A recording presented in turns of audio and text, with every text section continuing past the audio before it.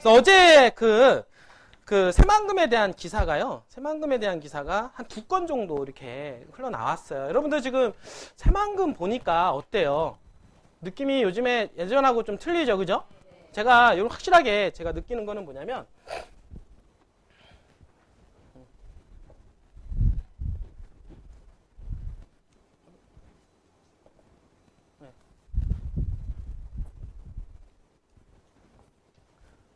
자, 예전에 제가 이 새만금을 보면은 요런 느낌이다라고 말씀을 드렸을 겁니다. 맞죠, 그죠? 그러니까 비행기가 어떻습니까? 이륙을 한 시점이라고 보시면 돼요. 지금은. 예전에 제가 항상 어디다라고 했어요?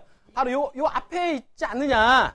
그쵸? 비행기가 바로 뜨기 직전에서 어떻습니까? 막 지금 달려가고 있다. 이렇게 얘기를 했어요, 그죠? 근데 비행기가 뜨기 전에는 어떻습니까? 여러분들 비행기 타보셔서 아시겠지만은 어떻게 해요?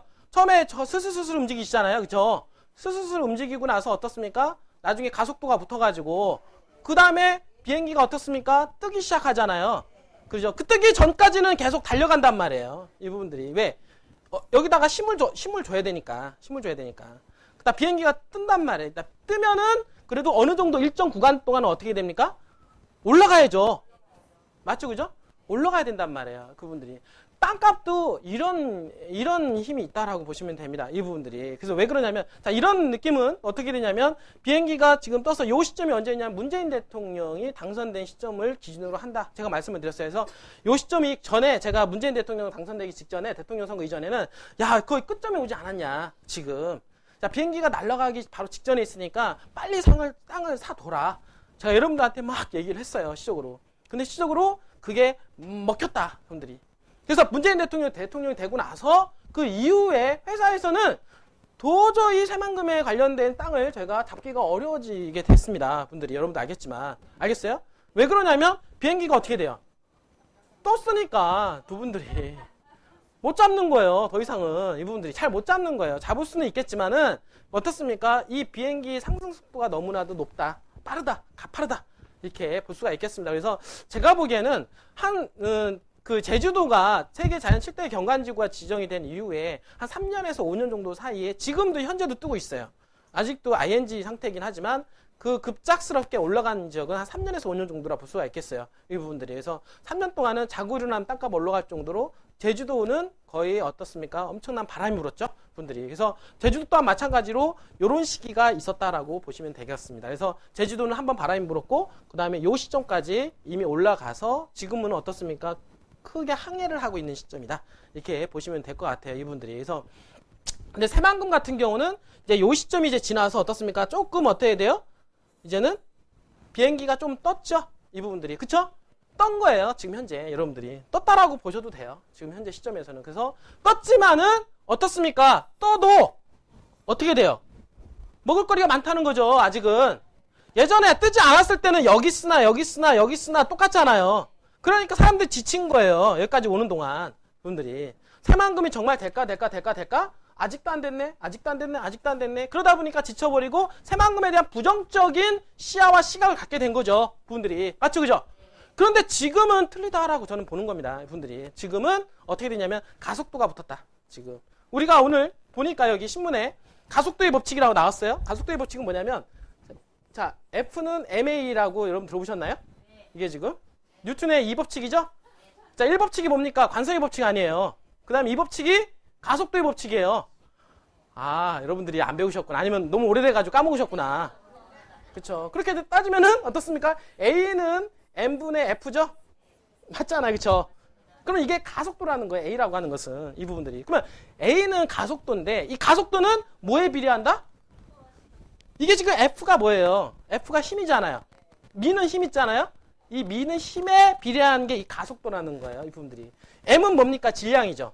이 질량이라고 하는 부분들인데 그러면 M은 가속도에 반비례한다는 뜻이죠. 그러니까 뭐냐면 질량이 크다, 무겁다, 무거우면은 가속도에 방해가 되고 어떻습니까? 미는 힘이 세면 셀수록 가속도에 영향력을 준다. 이렇게 보시면 되는데 비행기가 어떻습니까?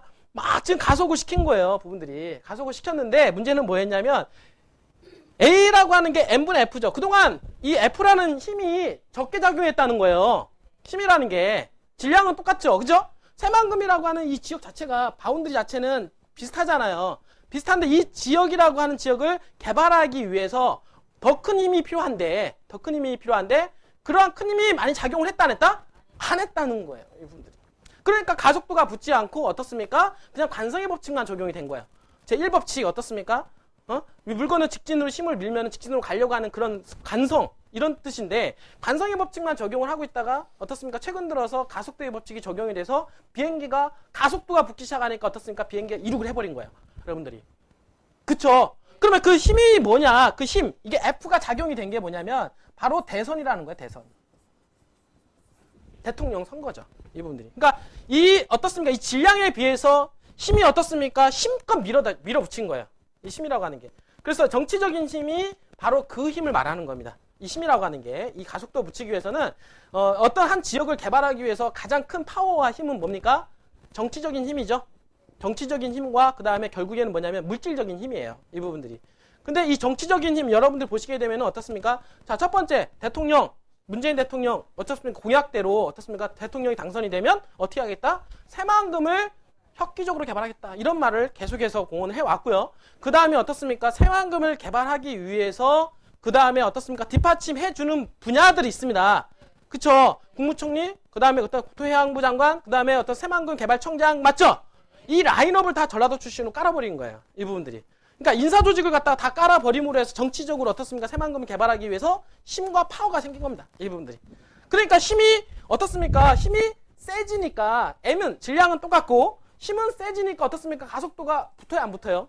가속도가 붙어버리니까 어떻습니까? 항력이 생기죠? 비행기가 어떻습니까? 날개가 있는데 날개를 밀어붙이는 힘이 생기잖아요. 이분들이. 그러니까 날개를 위해서 밀어붙이는 힘이 생기니까 어떻습니까? 떠버리기 시작한 거야. 이 부분들이. 그동안은 그 힘이라고 하는 게 어떻습니까? 좀 갈라고 하면은 힘이 약해졌고, 갈라고 하면 힘이. 대통령 선거 때마다 힘을 막 주려고 했어요. 힘을 주려고 했는데 대통령 선거가 끝나고 나면 어떻게 됩니까? 다시? 언제 그랬냐는 듯이, 빠이빠이. 이 얘기했죠. 언제 그랬냐는 듯이. 그러니까 힘을 가하려다가 또다시 약해지고, 가하려다 약해지고. 그런데 이번만큼은 문재인 대통령은 역시나 틀리다. 이분들이. 확실하게 힘을 밀어주고 있다라고 하는 거죠. 이 부분들이. 그래서 비행기가 한번 떴다라고 보시면 됩니다. 그래서 그 힘은 어떻습니까? 어떤 부분으로 인사적인 인사 라인 부분들 그리고 재정적인 투입 부분들. 보면 재정 지출 있잖아요. 지금 문재인 대통령 하에서는 어떤 분야를 더 많이 키우냐면 복지 분야 있죠. 사회복지 분야. 그러니까 복지 쪽으로 해서 재정 지출을 많이 한단 말이에요. 재정 지출을 많이 하기 때문에 의료라든지 어떤 이런 서비스 차원 이런 쪽에 많이 하지만 이런 SOC 쪽은 좀 많이 줄이고 있어요. 그러니까 한마디로 말해서 대한민국의 전반적으로 SOC 사업이라든지 도로, 항만, 철도 이런 사업 있죠? 이런 사업들에 대해서 재원 투자하는 것들은 많이 줄었습니다. 줄었지만 근데 유독 어디만 재원을 늘렸어요? 새만금에 들어가는 SOC 분야에 대해서는 어떻습니까? 재정 지출을 늘렸다라고 보는 겁니다. 그러니까 정치적인 날개와 그리고 재정적인 날개까지 힘을 실으면서 어떻습니까? 이 새만금이라고 하는 지역은 비상한 날갯짓을 하고 있다. 이렇게 여러분들이 이해를 하시면 될 것 같습니다. 그래서 비행기는 어차피 한번 떴다. 그분들이. 자, 한번 뜨면은 어떻게 되느냐면, 어떻게 됩니까? 한번 뜨면은, 한번 떴죠? 그러면은 이게 뜰 때가 어떻습니까? 가속도 힘이 많이 필요해요. 한번 뜰 때가. 근데 한번 이제 떴잖아요. 이제 이게 뜨면 이제는 관성의 법칙이 적용이 되죠? 계속 올라가려고 하는 습성이 생기기 때문에 적은 힘으로도 어떻습니까? 그 마중물 역할로 인해서 어떻습니까? 비행기는 뜨게 된다. 이 부분들이. 그래서 어느 시점까지, 어느 정도 일정 시점까지 비행기가 떠서 항해하는 그 시점까지는 뜨게 되는데 기간별로 따지면은 한 3년에서 5년 정도는 되지 않을까? 이렇게 생각을 합니다. 그래서 지금 비행기는 이미 떴고 지금 뜬 지가 한 3개월 정도 됐지만은 앞으로 3년에서 5년 동안은 새만금하고 관련해서 지속적으로 땅값들이 올라갈 가능성이 있다 없다? 있다라고 보시면 됩니다. 그래서 이미 투자하신 분들은 그냥 지켜보시면 되고요. 그 다음에 투자하지 않으신 분들도 마찬가지로 지금 들어가도 크게 손해볼 일은 없다. 이렇게 생각을 합니다. 왜냐하면 어떤 거는요. 이게 오히려 투자해가지고 떨어지는 지역 있잖아요. 그죠? 어떤 것들은 그냥 계속 마냥 이런 거 있고 그럼 어차피 투자하는 거라면은 어차피 올라가는 상승 추세에서 잡는 게 더 낫다는 거예요. 이 부분들이. 기회비용을 여러분들 잃지 않고 여러분들이 어느 정도 한 3년, 여러분들이 투자 기간 2년 정도 잡았다라고 하면은 지금쯤 사놓고 여러분들이 한 2, 3년 후에 대파셔도 괜찮다. 하지만은 제가 보는 새만금은요, 3년, 5년 정도 수준으로 끝나는 게 아닙니다. 이 부분들이. 왜 그러냐면 제가 보기에는 이 새만금이라고 하는 이 볼륨 자체는 제주도보다 더 크다고 봐요. 이 부분들이. 질량적인 부분이라든지 개발에 대한 어떤 범위라든지 이런 걸 본다 할 때 어떻게 보냐면 제주도보다 더 크기 때문에 그러면은 제주도보다 더 큰다는 얘기는 제주도가 3년에서 5년 떴다 그러면은 이 새만금하고 관련된 지역은 거의 7년, 10년 이상은 계속해서 비행기가 뜰 확률이 높다 이렇게 저는 이렇게 보여지는 겁니다. 알겠어요? 그러니까 지금 시점도 상당히 적기다라고 보시면 되고요. 그래서 지금 이게 첫 번째는 가속도의 법칙과 새만금에 대한 얘기가 나왔고 자, 두 번째는 새만금에 대한 어떤 개발로 인한 생산 유발 효과에 대한 부분이 나왔어요. 이 부분들이. 그게 얼마냐면 자, 그 현 정부 임기가 언제까지냐면 22년도까지죠.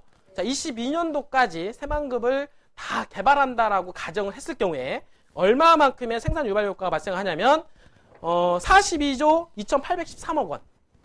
42조 원이라고 하는 생산 유발 효과가 발생할 뿐만 아니라 거기다가 뭡니까? 부가가치 유발 효과가 14조 원 정도. 그러면은 14조 원과 42조 원을 더하면은 거의 56조, 57조 원 정도. 자, 56조 원과 57조 원의 생산 유발 효과가 발생한다. 제가 예전에 제가 오늘 발표문에 보면 이 생산 유발 효과와 이 부가가치 유발 효과로 인해서 국가 경쟁력 있잖아요.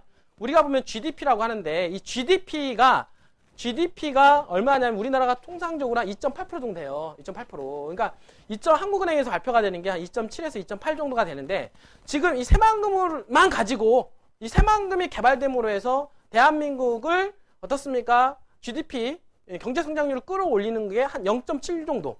그러니까 2.7 중에서 0.7을 어디서 좌우한다? 새만금이라고 하는 지역에서 어떻습니까? 경제 성장을 시킬 수 있는 모멘텀 역할을 할 수가 있다. 이거는요, 대단한 겁니다. 그러니까 새만금 하나 가지고 대한민국의 경제력을 거의 어떻습니까? 5분의 1 이상을 끌어올릴 수 있다라고 하는 게 대단하다는 거예요. 이 부분들이. 그런데 최대한 기간 단축을 시키면 시킬수록 훨씬 더 그 효과가 빨리 나온다. 이렇게 얘기하는 거예요. 왜 그러냐면 이게 지금 임기 내에 최대한 빨리 했을 경우와 2030년도까지 완료했을 경우에 그러니까 2030년도까지 완료하게 되면은 생산 유발 효과가 5조 원입니다. 아까 2022년도까지 되면은 얼마라고 했죠? 42조 원이라고 했죠? 팍 떨어지죠? 그러니까 최대한 단기간에 어떻습니까? 이 새만금을 개발시킴으로 해서 생산 유발 효과를 극대화시킬 수 있다라고 하는 게 연구를 통해서 발표가 된 거예요. 그러면 자, 생각을 해보세요.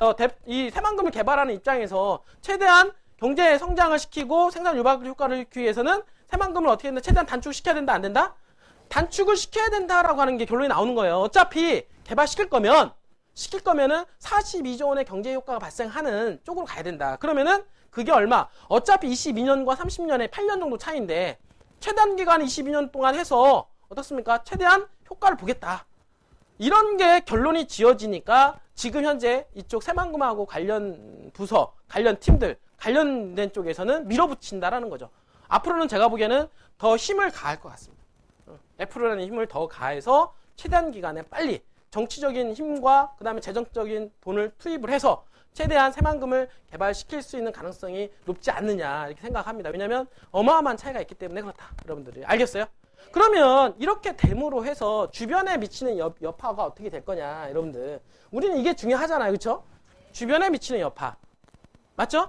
자, 새만금이라고 하는 지역은요. 여러분 단순히 우리나라의 그냥 행정도시 이런 수준으로 생각하시면 안 됩니다. 여기는 새만금이라고 하는 도시는 어떻게 생각해야 되냐면 이 아시아, 원아시아 있죠? 이 아시아라고 하는 경제 단위에서 어떻게 보면 주도권을 잡는 문제예요.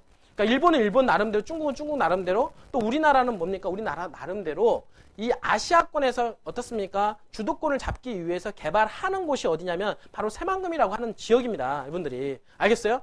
그렇기 때문에 지금은 아니더라도 나중에는 아시아권의 경쟁력을 확보하는 지역으로서 발돋움하고 그렇게 되면은 오히려 새만금이 지금 행정도시, 지금 서울보다도 훨씬 더 개발 여건에 따라서는 더 개발이 많이 이루어질 수 있는 가능성도 있다라고